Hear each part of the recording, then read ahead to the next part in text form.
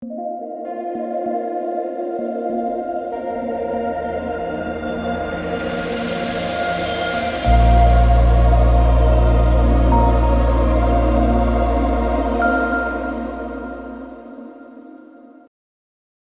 there, and welcome to another episode of Bugwatch. It's me, your boy Twisley, and I'm here to tell you about the best Tyranid lists from last weekend. Post Dataslate, post new book. Woo, let's go!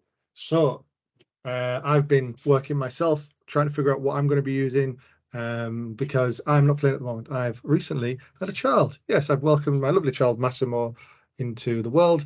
Although someone pointed out it's quite funny, you could call him Bio Massimo in Tyranid speak. So that's quite good. If you're interested in dad jokes, there's one for you. I've got an event coming up at War Games Workshop in Milton Keynes in the UK. I'd like to recommend this event to you if you are in the area. It's a great RTT, really friendly, really like it's a more chill event. Like there is some competitive lists there. Like the last one was won by Double Wraith Knight Eldar, but it's still like a little bit less hardcore. I would say the atmosphere is really good. The prize support is incredible, because it takes place in a shop called War Games Workshop, but it's run by the local club who are called the Outriders. Thoroughly recommend going if you can. Comment on this video if you'd like to know more details about it, and I'll let you know. And be quick because there's only 16 tickets available.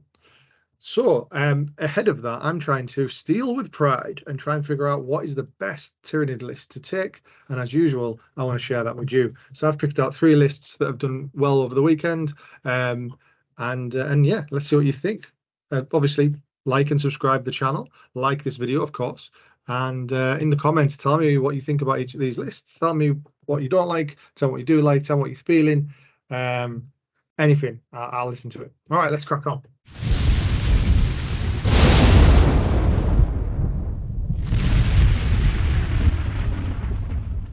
So we've got one of my favorite other Tyranid players, Chavo, who I met in Barcelona. He has taken a unending swarm list. So not one of the ones that really stood out to me immediately as a strong one. However, with further looking a bit deeper into it, I think it is potentially one of the best ones. So Chavo got 3 wins and 2 losses. One of his losses was super close. There was only 5 points in it with a very good player from Spain. It was at the Iberian Open, obviously in Spain. And yes, so he took a Hive Tyrant, which was all fighty, no chill, so no guns. I'm kind of feeling that because I find the guns just don't really do anything. So I'd rather just have the extra attacks in combat and chuck him right up there. He also had a Winged Hive Tyrant, which obviously you don't see that often anymore. I mean, everyone can see it because it's enormous and you can shoot from anywhere pretty much on the battlefield. However, I think with the changes to towering, it makes it a little bit more survivable. I spoke to Chavo about this and he was saying that sometimes he puts it in reserve, not always. Obviously, you just look at the opponent, see what ranges they have, etc. But it can come in for deep strike. But one of the things he said was really good into Necrons or other kind of elite infantry armies that only have limited attacks. So, for example, the Lich Guard with the Winged Hive Tyrants -1 attack is really, really strong. Then he's got 6 units of 20 Hormigans. Yeah, boy, let's go. What I mean, those Hormigans are really, really fun. We've got some synergies with obviously Unending Swarm, which we'll go into in a minute. He's then got a Lictor, Ripper. Obviously, they're doing some of the action stuff for him. There's no Biovore here, guys, which is interesting as well. A Biovore's dead. Is it a 75-point tax that you don't need to take? Who knows? I would take one all day long. Then we have 3 Venomthropes. So one of the things I've also agreed with Chavo here is that whenever you start knocking in loads and loads of gaunts, you need the Venomthropes because they're going to give it -1 to hit them. There is a strat that is also -1 to hit within Unending Swarm, but you'd rather not spend the CP if you didn't have to. Then we've got Haruspex and Maleceptors. So Haruspex and Maleceptors don't really benefit from anything within Unending Swarm. If you look at all the stratagems, they literally only look after the the swarm keyword. What's it called? Endless Multitude. So none of the other things really lean into it. Like nothing else is really benefiting. They're not really benefiting from anything. So they're there to literally on their own 2 feet. Now Maleceptors, I think are awesome in this kind of list because they've got that 6-inch aura of -1 to hit, -1 to wound if you're battle shocked. They've also got a really good gun. Haruspex I'm a bit funny with at the moment. I'm unsure as of I'm a big fan of them, but we'll see. We'll see. So in terms of the games that he played, he went into 20 crisis unit, so a tower with 20 crisis suits and 6 tetras. So that was an interesting list. I think once you whittle down some of the crisis suits, the other guns, I don't think go through, to 120 termagants. He then went into T-Suns with Terminators and Magnus. So, I think there's probably enough attacks and Magnus doing enough things to try and make it competitive. And as I mentioned before, Chavo only lost by 5 points here. He then went into a Custodes list, which I don't think, I might eat my own hat here, I don't think is optimized for the meta. It's got, had 2 grav tanks. So, it's not going to really get through all those termagants. Then he beat Artillery Guard with Allied Knights. I think an army like a list like that you can get into if you can just run up the battlefield and get into them with these monsters. Literally put them on the line and then sit in the middle and go. You should be okay. And then he lost to 13 wee Chaos Knights, so the small knights. Yeah, I think they can do it, right? Because they do a lot of leadership shenanigans. I don't know their rule off the top of my head, but they also have a lot of attacks if they want it, and they can plow through some of these hormagates. They also have a lot of OC, so if they can crowd an objective, they can push you off it. So the interesting tech with this list is obviously hormagates. Hormagates with sustained hits on 5s, pretty nice. Hormagates with auto advance 6, pretty nice because they can charge afterwards. And then obviously the winged hive tyrant, which is a nice piece you don't see that often. So yeah, a great list from Chavo. He went through to us. He reckons he's going to go to another 2 events with something akin to this. So look forward to seeing how he gets on and how he evolves and learns the list himself. Well done, Chavo. All right, next one. Byron Livingston, 4 wins and 1 loss at Fields of Damnation. I'm not sure where the event was. I think it's Australia, but I'm not entirely sure.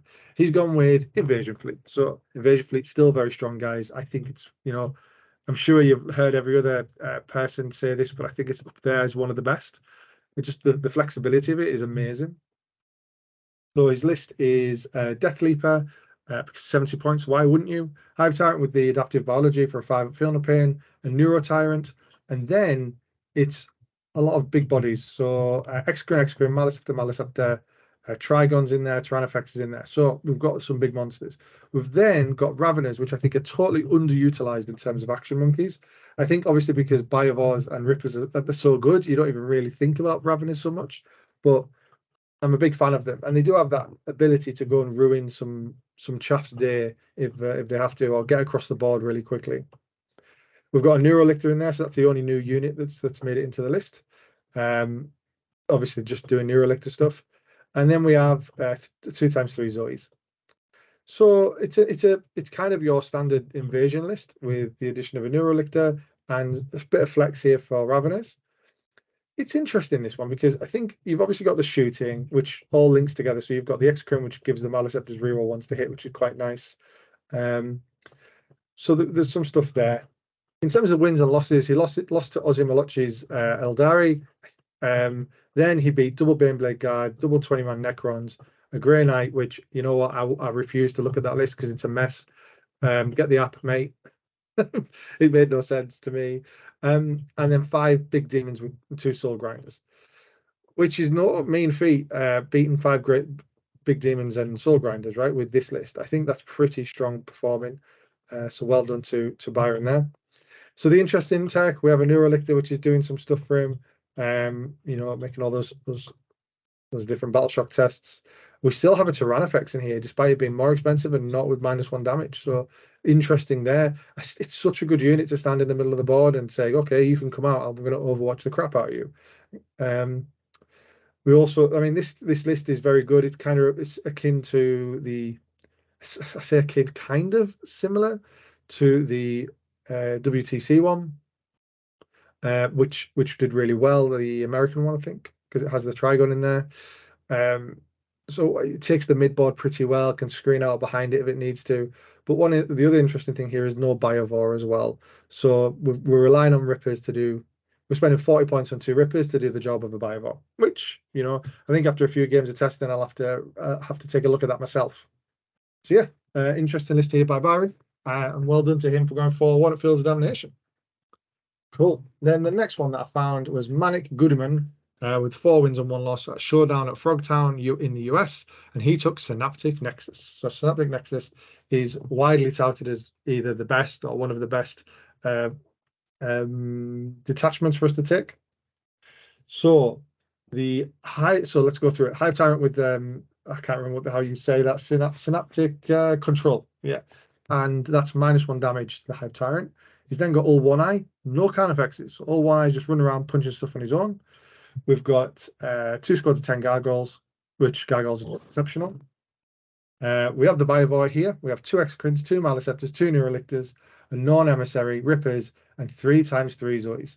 So some really interesting stuff there. It's a very shooty list, right? We are getting the benefit, and when you look at the Synaptic Nexus benefits and stratagems, you do see that it has that shooting output, the ability to make it more reliable.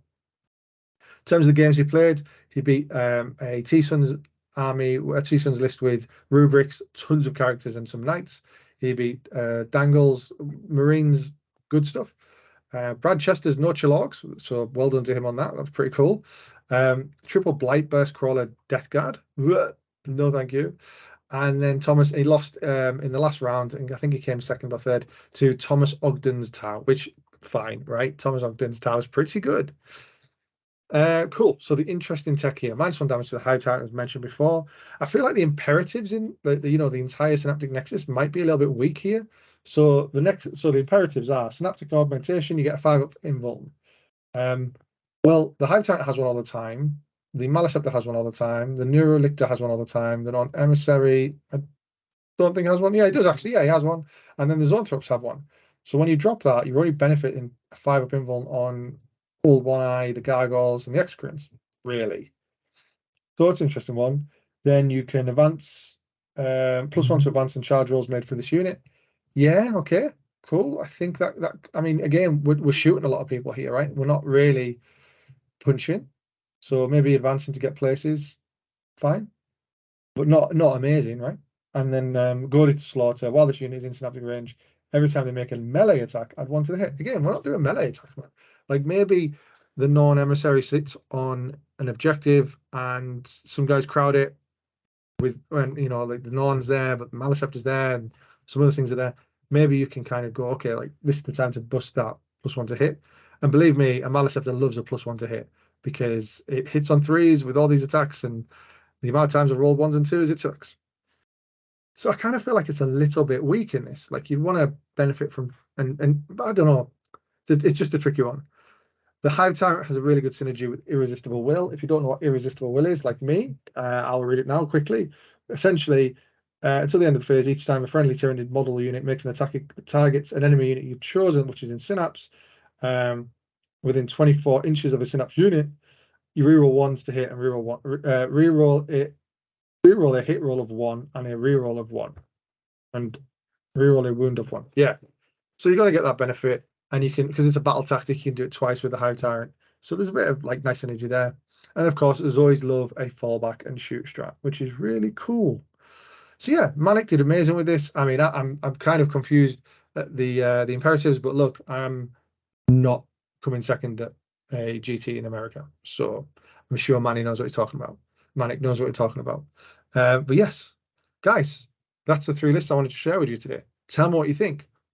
Put it in the comments. Tell me to review your list. Are you going to an event this weekend? I want to hear about it, and maybe I'll bring it up next week. Which is the best detachment? I want to know. I'm still trying to figure it out. Kind of leaning towards Endless Swarm stuff, man. I really am. Anyway, I will catch you guys later. Have a great one. Goodbye.